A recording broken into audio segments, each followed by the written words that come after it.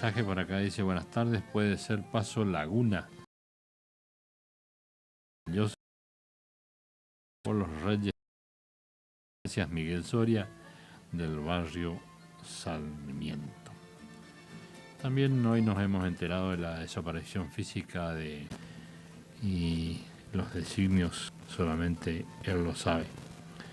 Así que bueno, vamos a recordarlo siempre a Carlitos con esa sonrisa que él tenía siempre y por supuesto que era amigo de tantos, ¿no? Amigo de mucha gente porque tenía un carácter muy especial.